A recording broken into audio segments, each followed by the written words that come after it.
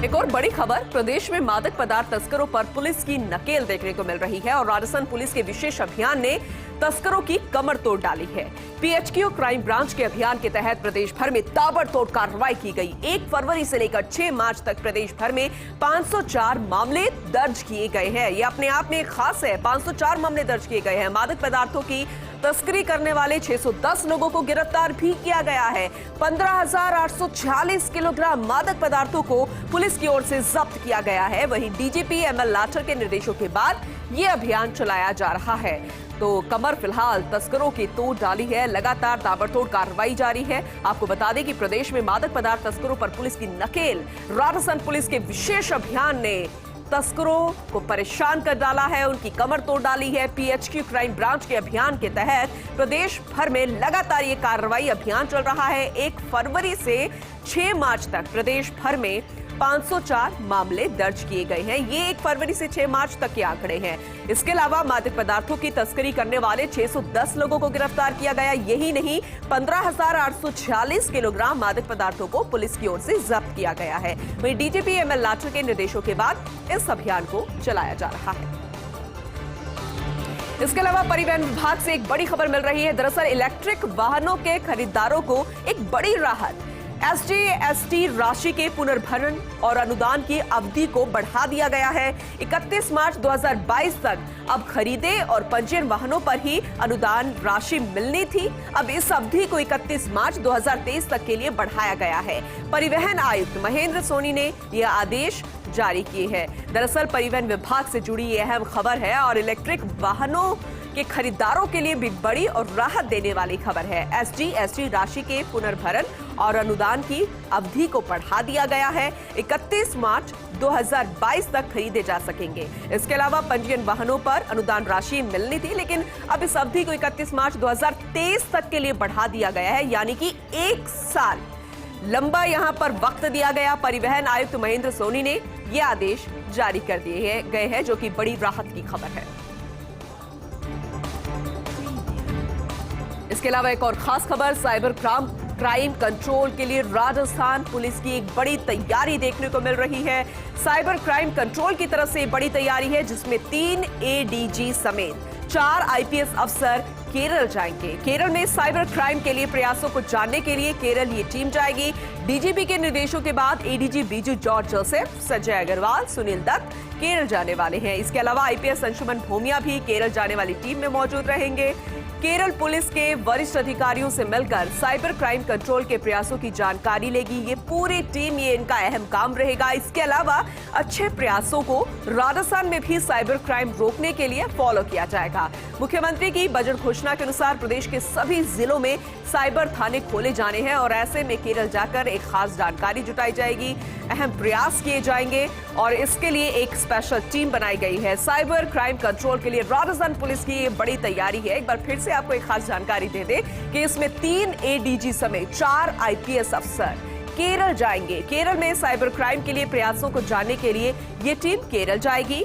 DGP के निर्देशों के बाद एडीजी बीजू जॉर्ज जोसेफ, संजय अग्रवाल, सुनील दत्त केरल जाएंगे, जिसमें आईपीएस अंशुमन भूमिया भी केरल जाने वाली टीम का हिस्सा रहेंगे। केरल पुलिस के वरिष्ठ अधिकारियों से मिलकर साइबर क्राइम कंट्रोल के प्रयासों की जानकारी ली जाएगी। इसके अलावा अच्छे प्रयासों को राजस्थान में भी साइबर क्राइम रोकने के लिए फॉलो किया जाएगा। मुख्यमंत्री की बजट घोषणा के अनुसार प्रदेश के सभी जिलों में ये साइबर थाने खोले जाने हैं। एक और बड़ी खबर आप तक पहुंचा दी, प्रदेश में आधे बिजली उपभोक्ताओं का बिल शून्य हो सकता है। ये खास खबर है। 50 यूनिट तक उपभोग पर बिजली बिल खत्म करने की तैयारी है। ऊर्जा विभाग ने फाइनेंस में 50 यूनिट तक उपभोग का प्रस्ताव भेजा है। इसके अलावा विद्युत शुल्क में छूट के अलावा फिक्स चार्ज होगा। इलेक्ट्रिसिटी ड्यूटी ना लेने का प्रस्ताव इसमें होगा। इसमें 1 करोड़ 48 लाख में से 70 लाख से ज्यादा उपभोक्ता, बीपीएल, स्मॉल घरेलू, सामान्य उपभोक्ता इसमें शामिल होंगे और इस प्रस्ताव को अगर मंजूरी मिलती है तो राजस्थान के आधे उपभोक्ताओं का बिल जो है वो शून्य हो जाएगा। अप्रैल की बिलिंग से यह व्यवस्था लागू करने की संभावना है और अगर वाकई में इस बिल को मंजूरी मिल गई तो अप्रैल से कई उपभोक्ताओं के लिए बेहद खास और अच्छी खबर है। प्रदेश में आधे बिजली उपभोक्ताओं का बिल शून्य हो सकता है। जी हां, बिल्कुल सही सुना। 50 यूनिट तक उपभोग पर बिजली बिल खत्म करने की तैयारी की जा रही है। ऊर्जा विभाग ने फाइनेंस में 50 यूनिट तक उपभोग का प्रस्ताव भेजा है, जिसमें विद्युत शुल्क में छूट के अलावा फिक्स चार्ज, इलेक्ट्रिसिटी ड्यूटी ना लेने का प्रस्ताव होगा। इसमें 1 करोड़ 48 लाख में से 70 लाख से ज्यादा उपभोक्ता और बीपीएल, स्मॉल घरेलू, इसके अलावा सामान्य उपभोक्ता शामिल होंगे। और अगर इस प्रस्ताव को मंजूरी मिलती है तो राजस्थान के आधे उपभोक्ताओं का बिल शून्य हो जाएगा। अप्रैल की बिलिंग से यह व्यवस्था लागू करने की संभावना जताई जा रही है। एक बड़ी खबर राजस्थान विधानसभा बजट सत्र से जुड़ी हुई। सदन में बोले बीजेपी के वरिष्ठ विधायक कैलाश मेघवाल। राजस्थान राज्य SC/ST निधि विधेयक 2022 पर चर्चा के दौरान बोले और ये कहा कि देश की राजनीति पर मैंने आरोप लगाया है। राजनीति ने SC और ST वर्ग के साथ धोखा किया है। इस तरह के मुद्दों पर अलग से चर्चा की जाए। और आज इस समाज का व्यक्ति घोड़ी पर बैठ जाता है तो उसके साथ बुरा बर्ताव किया जाता है। आजादी से पहले SC/ST वर्ग के साथ दुराग्रह था, वो आज भी समाज में बना हुआ है। दुराग्रह, पूर्वाग्रह और छुआछूत आज भी किसी न किसी रूप में मौजूद है। SC/ST से जुड़ी समस्याओं पर चर्चा के लिए एक अलग से सेशन बुलाया जाए। तो विधानसभा में बजट सत्र चल रहा है और उस बजट सत्र के दौरान ही चर्चा जारी है, जिस दौरान सदन में बीजेपी के वरिष्ठ विधायक कैलाश मेघवाल का यह बयान सामने आया। उन्होंने अपनी बातचीत के दौरान ये बात रखी। राजस्थान राज्य SC/ST निधि विधेयक 2022 पर जब चर्चा चल रही थी, उस दौरान कैलाश मेघवाल बोले और कहा कि देश की राजनीति पर मैंने आरोप लगाया है।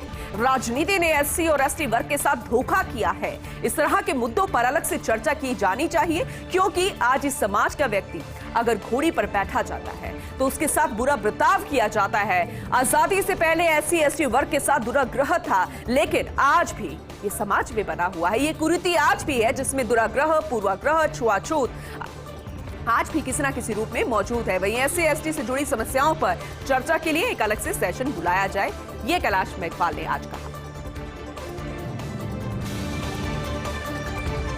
चलिए एक और बड़ी खबर, कांग्रेस की डिजिटल मेंबरशिप की बात करें तो वो चाल जो है वो थोड़ी सुस्त चल रही है, क्योंकि 4.5 महीने पहले कांग्रेस का सदस्यता अभियान शुरू हुआ था। PCC चीफ के बयान को अगर इंगित करें तो क्या मंत्री विधायक सक्रिय नहीं है? गोविंद सिंह डोटासरा ने कहा कि मंत्री और विधायक समय नहीं दे पा रहे हैं। डिजिटल मेंबरशिप की तुलना में ऑफलाइन मेंबरशिप ज्यादा हो रही है। डिजिटल मेंबरशिप के ऐप में कई बार तकनीकी खामियां आ जाती हैं। कांग्रेस मेंबरशिप अभियान को लेकर PCC चीफ ने समीक्षा बैठक ली और कहा कि अभियान में देरी का नुकसान मुझे और हम सबको उठाना पड़ रहा है और आगे भी उठाना पड़ेगा अगर इस तरीके की समस्या आई, क्योंकि कांग्रेस की डिजिटल मेंबरशिप आने वाले चुनाव में बेहद अहम साबित होगी। लेकिन अगर उसकी सुस्त चाल ऐसे ही चलती रही तो फिर नुकसान ज्यादा होगा। 4.5 महीने पहले शुरू हुआ था कांग्रेस का सदस्यता अभियान। PCC चीफ के बयान को इंगित करें तो क्या मंत्री विधायक सक्रिय नहीं है? और ऐसे में गोविंद सिंह डोटासरा ने अपनी बात रखी।